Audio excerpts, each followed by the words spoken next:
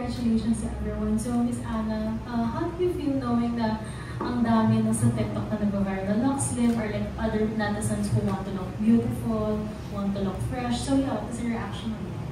Siyempre masaya. Na-happy ako every time na, kasi mahilig din ako mag-browse on TikTok. Alam mo yung every time na nakakakita ako ng mga nagre-review, inom, binadala nila kung saan, lalo na yung mga nasa abroad. Kasi ang dami ko rin nadadaanan ng mga content creators or alam mo yung parang normal people na even sila, kahit nasa ibang bansa sila, part na ng buhay nila ang vlogs. So, na-happy ako na, ay, ang galing naman kasi ang layo ng nararating ng produkto. And imagine na nasa ibang bansa sila, gumagastos pa sila ng shipping fee going there, which is ang mahal. Ang mahal talaga. Yung isang box ng coffee dito na 405 doon, 1,000 plus. So, ganun yung presyo. And then, natutuwa naman ako dahil mga Pinoy talagang very supportive sa kapwa Pinoy. Nakaka-inspire po ba knowing na ang dami gusto maging maganda, maging fresh, or like to age gracefully, knowing that? Yes, at saka isa rin yun sa parang ang dami mong naiisip na ano pa ba pwede mong i-offer sa kanila? Ano pa ba yung mga pain points? Or ano pa ba yung sa tingin nila aside from aging gracefully, ano pa ba yung hinahanap ng isang tao, di ba? Para mas ma-build pa yung confidence sa sarili. Kasi, yun talaga eh. Parang, di ba, kung ano yung sa tingin mo na mas makakapagpa-feel good sa'yo, mabuboost yung self-confidence mo, mag-radiate kasi yun sa atin, mas lagi tayong masayahin, di ba? Tsaka mas maaliwalas yung ano natin, yung aura natin sa ibang tao. So, to Miss Aubrey and Joy, so, it's no secret na ang tagal nyo na magkasama. Pero, as we age, paano nyo nakikip yung fire nyo sa marriage nyo? Kasi the normal na mag-wane kapag age na yung couple. Sa akin talaga, you have to know na siya na talaga eh. Anyways na mag-away kayo, or tahimik lang, parang medyo tahimik tayo, talagang you have to make it. You have to make your own fire, di ba? You gotta smoke it. Tapos para sumanib parang mapoy. Pero tayo pa. Kailangan magsususugan. Pero hindi talaga. Sa akin kasi that's why also si Troy, sabi na, siya yung talagang relax. Alam mo, makakatawa, hindi kami same. We're really, siya yung opposite kami. Kaya sabi nila, parang siguro nag-match lang talaga, we meet halfway. Tama siya naman, ganyan lang siya. Ako yung and siya talaga, willing din naman siya like yung mga skincare, naglalaro ko siya, pinaglalaroan ko siya, pumapayag naman siya. And what I like about him, he listens. Ako yung puro talk ba siya, he listens. And he genuinely talagang cares about me. Hindi yung pag nag-aaway kami, kailangan hiwalayan agad. Nag-aaway kami, hindi kami nagsisigawan na, parang hindi na kami sa point eh. Siguro before, mga 15 years ago. Tagal na 15 years ago. Ngayon talagang, let's talk, or ganyan. Tapos we hardly try not to shout at each other sa harap ng mga bata. Of course, regularly talaga you have to stay healthy to keep your intimate time, your sexy time. Totoo yan. Kailangan, in a way, confident ka sa katawan mo. Para sa akin lang to but also, it's not because you're sexy or wala sa katawan niyang pagiging hot eh. It's really in your mind. Sa moves mo yan. Talaga, kailangan mo lahat i-package yan. Hindi porket sexy ka, okay ka eh. Hindi talaga. Hindi ganun. Believe me. Dahil ako talagang kailangan na sa mind and your eyes. And si Troy, dali lang yan. Pero hindi, saka you have to really love genuinely every day. Tama ba? Diba? I will answer. I'll add to that. I think one I can add, like what Alpi said, how do we keep the fire, how do we keep it, the spark? Well, for me, is make sure na I am always ready for her. So, when she said, let's go, I'm like, okay. When she says jump, how high? Ganun. So, yun. That's how I just make sure that, she's, like she said, we are a little bit different. Which is totoo talaga. Like, she's really reacts right away. She's very, I don't want to say this. I'm very kind of calm and relaxed. Tapos she's kind of reacts right away. So I'm like, okay. Sige. Isang nonchalant. Yeah.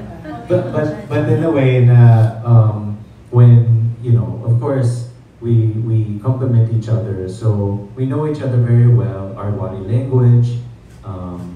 When somebody also needs a hug, needs maybe a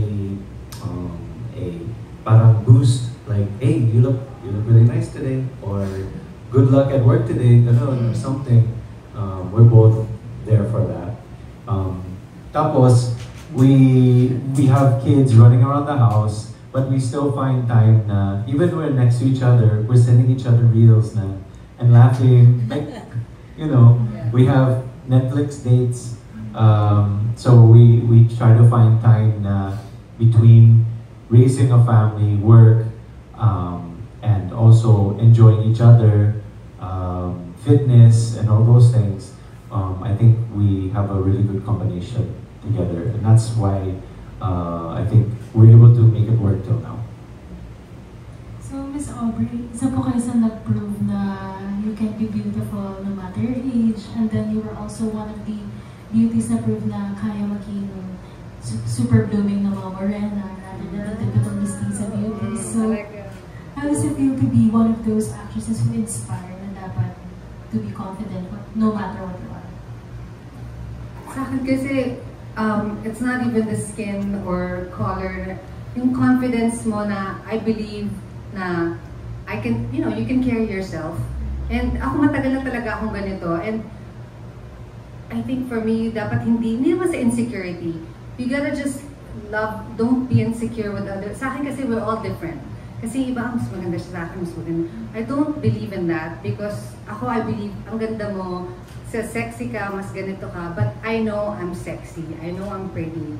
I less compare. I don't like comparing because walang mas better sa'yo. Parang lahat tayo maganda. Lahat tayo sexy. We inspire each other. Ako, I try to do that. Like, oh, wow, mas maganda siya. I wanna be inspired. More ganun ako. Nakaka-inspire naman to. Ganda ng balakang nito. Ganun ako. Ganda ng puwet. Hindi ako yung, hindi ako yung, grabe naman. Yung ganun yun, I'm always positive with other people's success. It inspires me. And ako din, gusto ko ganun. When people ask me, paano mo nagagawa? Sabi ko, well, it's not luck. Naksiya, bakit? Sabi nila, swerte mo naman. Dahil ganito ako kasi, hindi mahina ako. Sabi ko, no, staying fit is not luck. Staying, sexy or maganda, talagang you make effort. And hopefully your effort doesn't make you stress. Dapat it comes naturally yung effort mo. So the way to comes naturally, you have to do it every day, consistently, make it a habit, lifestyle. Hindi pwedeng pinupuwersa mo. Like kasi gym kailangan, galit ka. Hindi ako ganun. I want to do something na happy ako. Like working out, ganyan. Hindi mo kailangan gayahin yung workout ko. You gotta find your happy workout. Yun pala, sinasabi ko lagi, you gotta find your happy workout para ma-maintain mo every day. Kahit maglakad ka lang dito, papunta sa office, nakalakad ka rin. Dito, pwede na.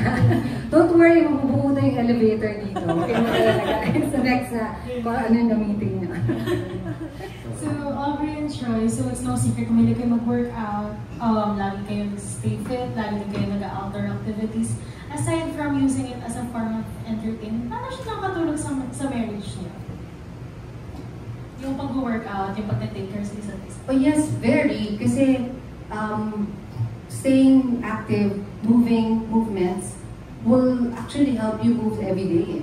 Yung actually pag-workout, hindi lang naman siya staying healthy inside eh. Also, like little moves na ako, I do squats. Para lang sa stairs ko, pag umakyat ako ng purpose stairs, pinag-usapan ko.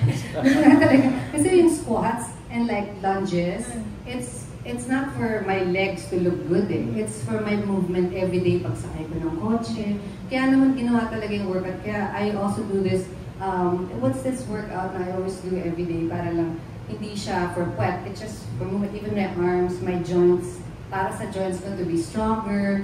Kaya you really need to at least do something na i-move natin lagi yung joints natin. Kasi pag na-stuck yun yung point ko that's why. Actually, I'm a certified fitness trainer, by the way. Hindi na, before, actually dapat kala ko kasi mag-US na ako, nag-take ako ng certification sa US talaga. So, well, nung nandito na ako, so, nagtitraining ko before group. So, I know the movements na dapat for everyday use.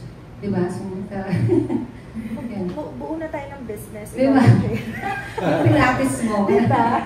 That's what I wanna share talaga. Kailangan, first thing na i-move na yung joints. Kasi yung talagang nagko-connect ng buong katawan natin. Especially your back and then I'll just add to that. I think it depends on what your, well, I don't want to say your age, but syempre when you're younger, you know, yung guys na, let's say, will work out, I want to show my abs, I want to show my abs. But as you get older, you want to say, gosh, I want to protect my knees, I want to protect my back, my ganun. So, it depends on anong stage na in your life and what's your priority. Ako, for me, we still have a 6-year-old. So, syempre naman, I want to be able to play with her na sa playground lang, sa other things. So, it's more of I think what you were saying na mga lifestyle na activities. So, workout, but it's more of to maintain your, jumping out of bed and going down the stairs and all those things. So, ako, for me, that helps, I think, our marriage or our partnership as well. It's a combination of, it's all like being active is like a good vibe. Like, we feel good, we want to maintain this for our family, and in the end, if by parang may bonus na we look good, then that's like a bonus na talaga. Like, oh my gosh, wow, you got really sexy, or you're still sexy kasi we work out to try to stay active. So it definitely helps our relationship.